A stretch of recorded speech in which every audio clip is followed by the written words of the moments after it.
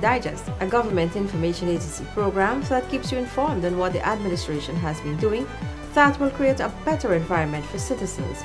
In this edition, there are some very informative pieces, and I encourage you to stay tuned. In this week's presentation for the period January 17 to 24, 2015, May 11 is Election Day in Guyana, cities cleanup exercise to be sustained, government slashes fuel prices by 30% in light of world market price reduction, and over $83 billion spent in recent past to modernize health sector. Guyana's head of state remains an honorable man, having kept his promise to call elections. He has named May 11 as the day. The head of state prior to this never shut the door to dialogue with the political opposition, and his door still remains open. The declaration by Guyana's head of state, Donald Ramotar, that general and regional elections will be held on Monday, May 11, 2015, does not mean that the invitation to the political opposition for dialogue is cancelled. These views were expressed by Ministers Juan Edgehill and Anil Nandlal when they were interviewed on the Elections Watch program recently. The president wrote the leader of the opposition. He didn't speak to him through the media or through press conferences or public statements. He wrote the leader of the opposition, inviting him to come and have those discussions. It was the leader of the opposition who refused dialogue. The president tonight reminded us that he did not close the door, will never close the door, and his door is always open. Okay. Once the opposition made it clear that they were not interested in dialogue, the president made it public. He will not prolong prorogation, neither he has no intention of taking prorogation for 6 months, bring Parliament back into session or whatever, and then prorogue for another 6 months. He said he will not be using that power that is available to him as an option, even though it is constitutional. President Ramotar, the minister said, kept his promise made to the Guyanese people. All Guyanese are now aware the president has fulfilled his word. He has acted honorably. He has upheld his word, which means when he gave his word to the nation, he intends to keep his word, and he has announced the date for national and regional elections. So all the Facebook fans and pages and the statements in the newspapers, they might want to say May 11th is elections day, but I'm adding to that line of every journalist and every reporter.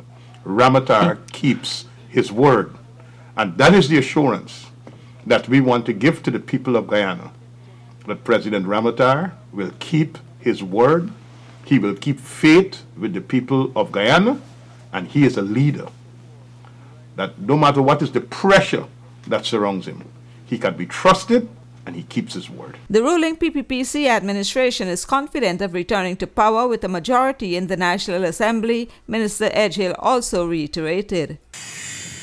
There are various prerequisites to modernization. In Guyana, focus has been placed on several aspects such as roads, water, and housing. The latter has been a springboard for both national and people development. One aspect of modernization is development of housing areas. In the years of the PNC's Desmond Hoyt administration, there was no distribution of house lots, Presidential Advisor on Community Development Odinga Lumumba has pointed out. Development of housing in Diamond area. And many Afro-Guyanese came to me for house lots or for direction. And I tell them go to Diamond. And they were reluctant to go to Diamond. They were saying that Diamond is too far. They want lots in Georgetown. And my response was, there's no housing lots in Georgetown. And eventually they went to Diamond. And if you look at Diamond today, there's some sense of equality in Diamond.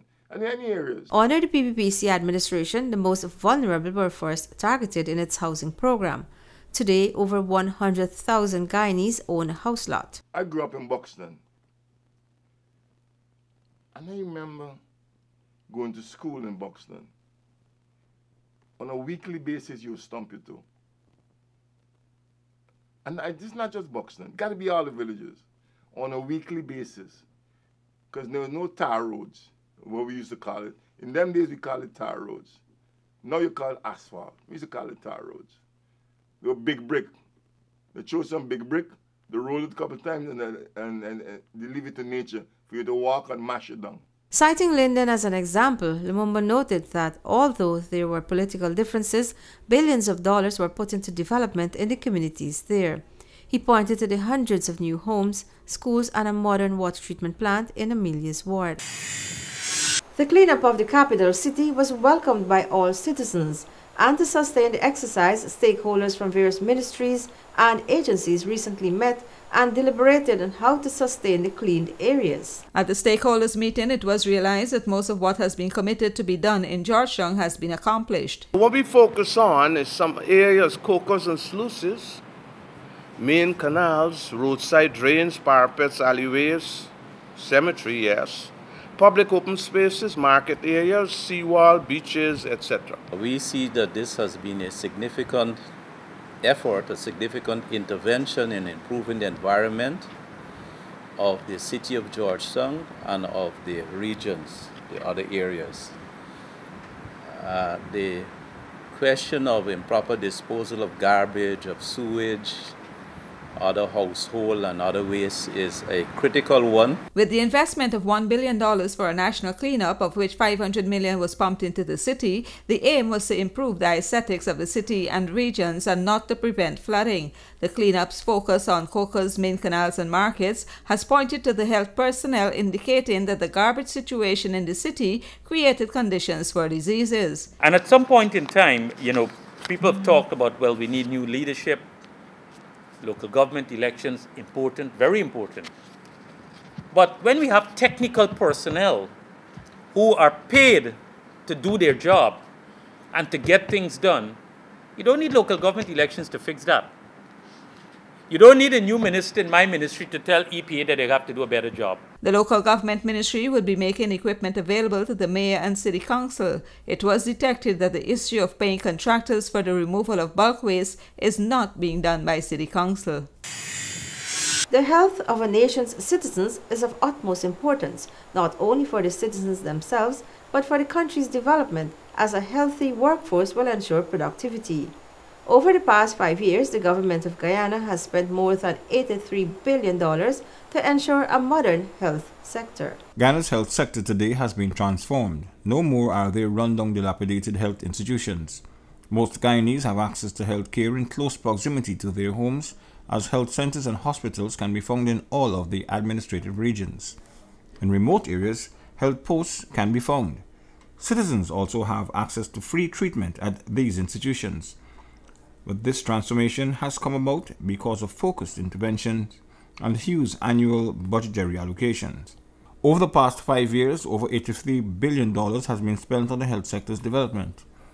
This amounted to $13.3 billion in 2010, $14 billion in 2011, $16.9 billion in 2012, $17.7 billion in 2013, and $21.5 billion in 2014.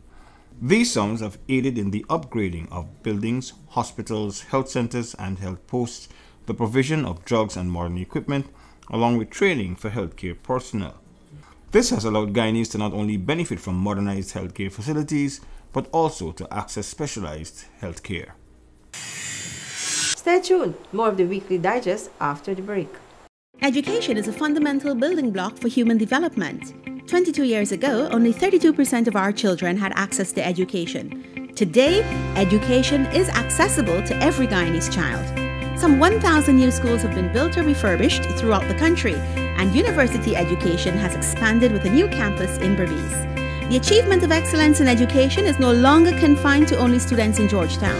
Now, students from other regions are successfully topping the country and the Caribbean. These achievements and investments in education have brought positive recognition for Guyana and Guyanese everywhere. Our country has achieved the Millennium Development Goal of universal primary education. It is therefore not mere coincidence that education receives the largest allocation of the national budget. This is a demonstration of government's commitment to the development of students by preparing them for the future and helping their dreams become reality. Education, flying the flag of excellence as Guyana blooms. The Amerindian community of Masikanari has received $10 million to develop the trail that leads to the community as government continues to improve connectivity within hinterland communities. Masikanari, a remote village in Guyana located in the deep south Rupununi, received $10 million to further develop the trail that leads to the community following a recent visit by the Minister of Amerindian Affairs, Pauline Sukai, who interacted with residents. This is what we call commitment from a government for the people. And I want to say a little bit about the road.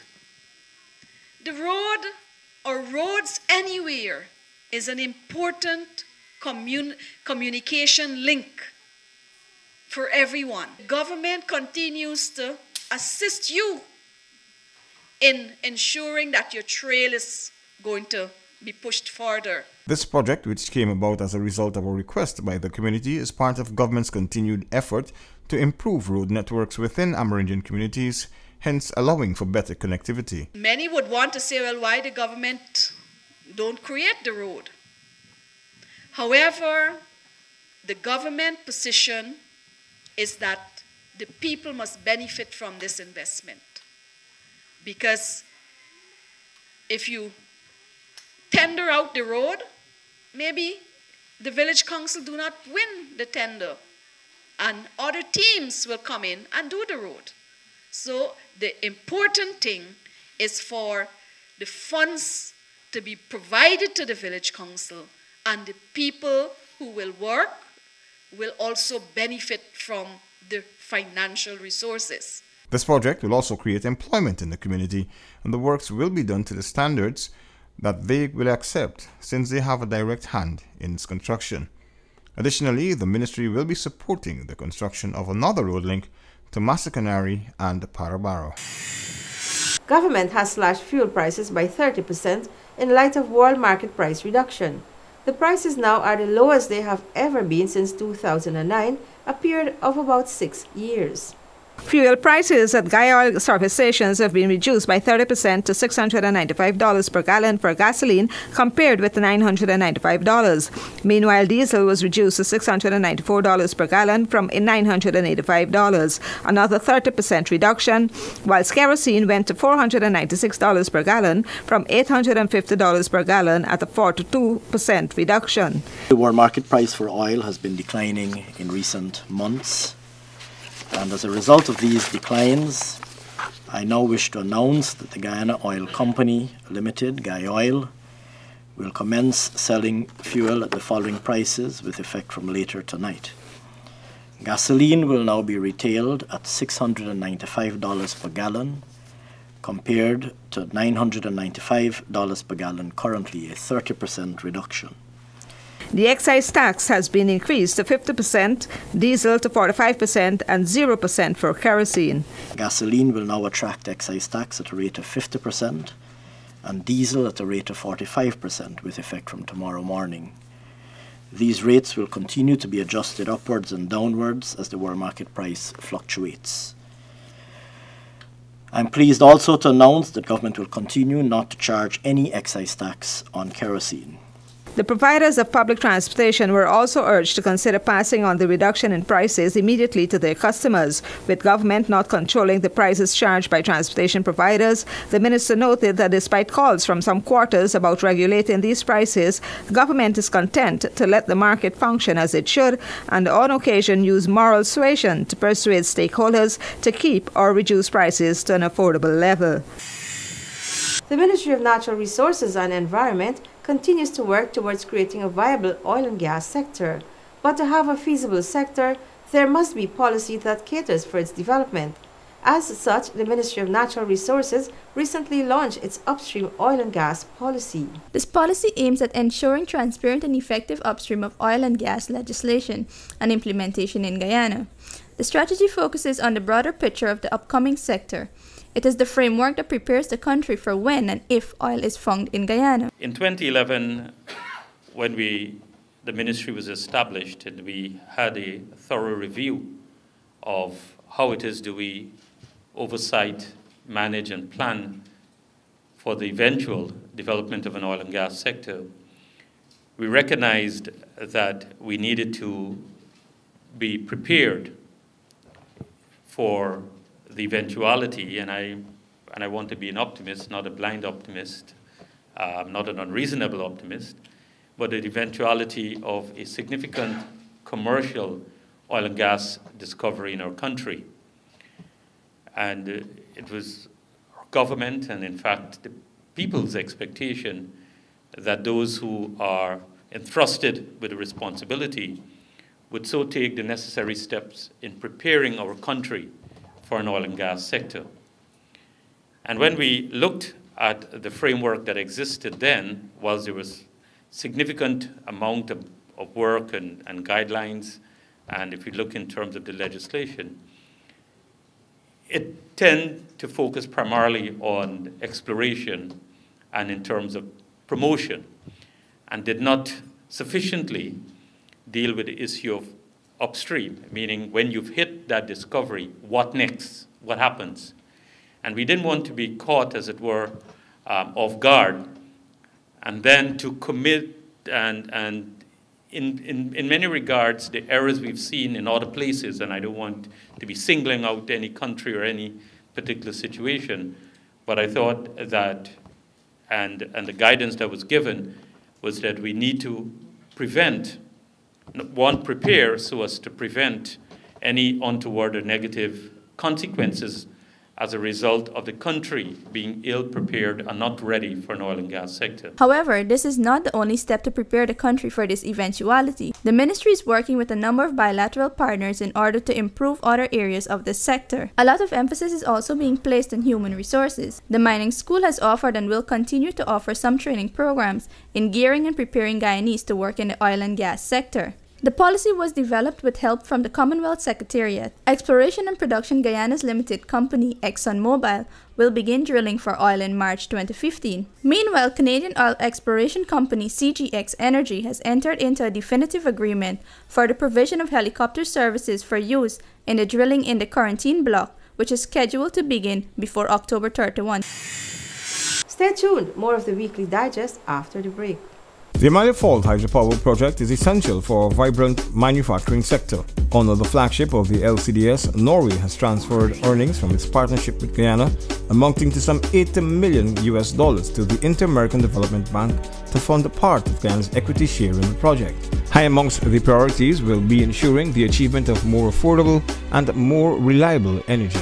Government will deliver the Amalia Fall hydropower project along with all of its attendant benefits. It is expected that there will be an achievement of financial closure and commencement of the construction of this project during 2015. A message from the Government Information Agency. To ease traffic congestion along the East Bank Highway, which is a critical thoroughfare for accessing the city, plans are afoot to construct a new bypass linkage from Eccles to Diamond. Additionally, the feasibility study for the East Coast East Bank Bypass Road has been completed, and government will be examining how to advance this huge project. Ghana's crime fighting capacity has been boosted tremendously. A state-of-the-art forensic laboratory, the formation of the country's first ever special weapons and tactical SWAT unit, and institutional strengthening are some aspects of the sector's reforms. Capacity building has played an important role as ranks have received training both locally and overseas to effectively deal with various aspects of crime solving.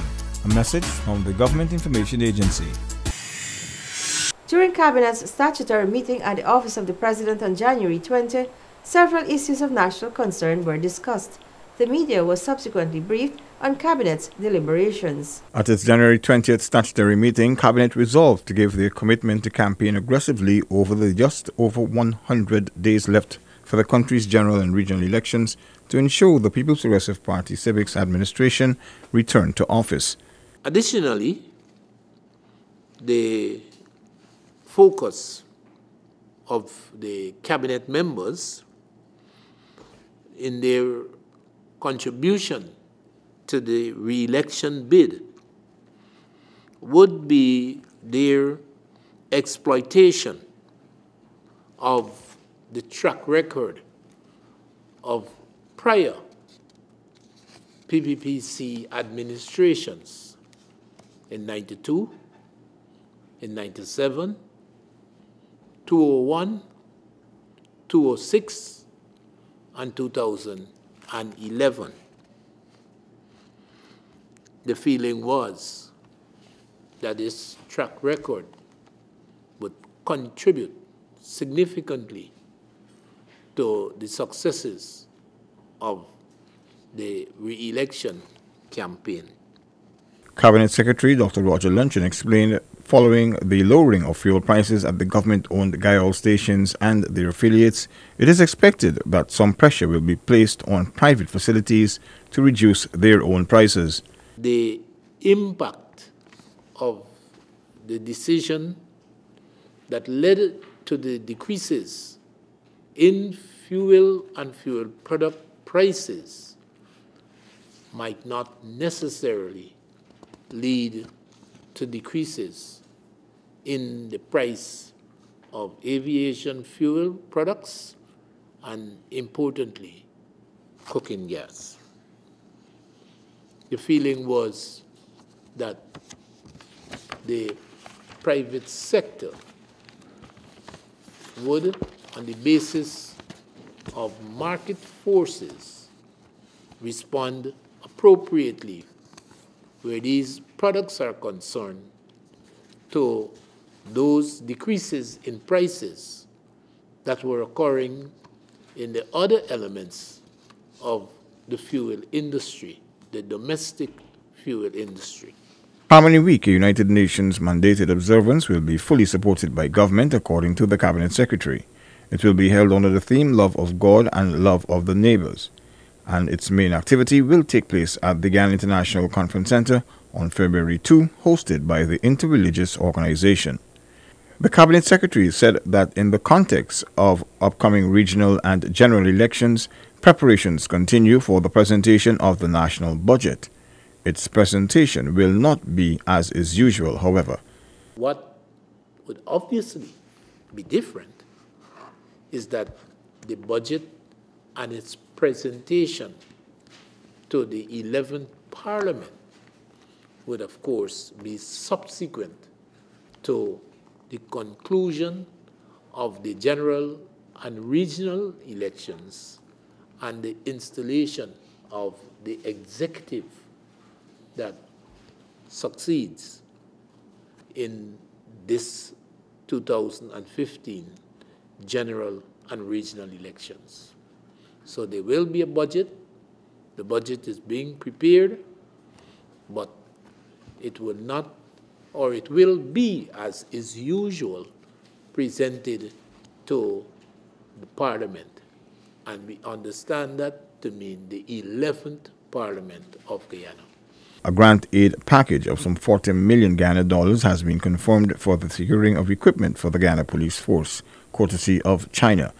Cabinet has also given its approval for the appointment of a non-resident ambassador from the Kingdom of Kuwait to Guyana, who will be based in Brazil.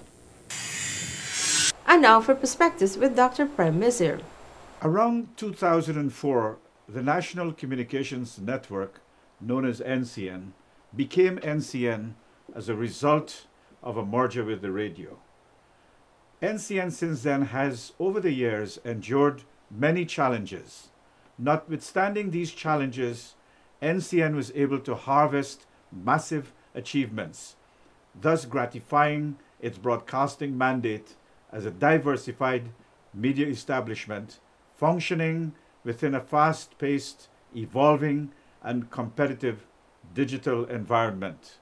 NCN is soaring ahead of its competitors with its national and international presence, especially through its visual transmission of Guyanese and Caribbean content to the Guyanese diaspora in the USA, UK, and Canada. However, in the execution of its broadcasts, NCN continues to face varied challenges resulting from slashes in its annual subvention in 2012, 2013, and 2014 by the one-seat combined opposition majority in Parliament, AFC and APNU. Notwithstanding these inauspicious acts, or cuts if you like, NCN's financial situation is gradually attaining some minimal movement away from the stagnant curve as it diligently scrutinizes its expenditure and revenue collection to ensure sustainability of its broadcast mandate. And functioning within the public interest remains a critical barometer for upholding the NCN mandate, which includes our obligation or its obligation to entertain, inform, and educate in spite of diminishing resources in the media environment.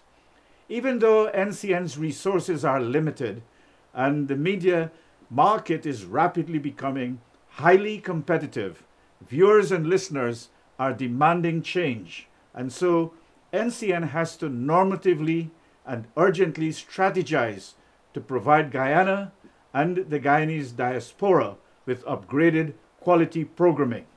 NCN endorses the view that better programming evolves from incorporating the public interest in broadcasting. To strive toward a competitive lead, NCN is currently strategizing to weave the principle of public interest in its programming in a digital age. In this context, NCN was extremely honored that the Caribbean Broadcasting Union selected Guyana as the host country, and particularly NCN as its operational host for the 44th Annual General Assembly of the Caribbean Broadcasting Union in 2013, which indeed attracted a prestigious gathering. The theme of this conference was the business of broadcasting in the digital age, which remains timely and in sound compliance with the digital transition penetrating the global media landscape. And undoubtedly, NCN must be fully on board with digitization to bring us in sync with the 21st century. And internationalism became another value-added feature for NCN on Tuesday, November 25, 2014, when NCN entered into a partnership with China Central Television called CCTV, a 24-hour news channel viewed by 85 million people from about 100 countries. Congratulations to NCN and CCTV for making a difference to digital television in the region. Within the context of initiating and practicing good corporate governance, it is critical that the board and management of NCN better their interactions with the staff, the clerical and commercial workers union, the shareholder, viewers and listeners, content providers, and the international support groups in a culture of mutual reverence and understanding. I believe that NCN is moving way ahead of its competitors in this digital age. Thank you very much indeed. And with those features, we have come to the end of this edition of Weekly Digest. But before we go, here's a repeat of the highlights. May 11 is Election Day in Guyana. Cities cleanup exercise to be sustained. Government slashes fuel prices by 30% in light of world market price reduction. And over $83 billion spent in recent past to modernize health sector. Please note that Weekly Digest and other government information can be found on our website www.gina.gov.gy, or you can send us your comments and suggestions at ginagovgy@gmail.com. Join us again next week as we highlight more of the government's programs and policies that are aimed at enhancing the lives of citizens. I am Shanti Govardhan. Do have a safe week ahead. Goodbye.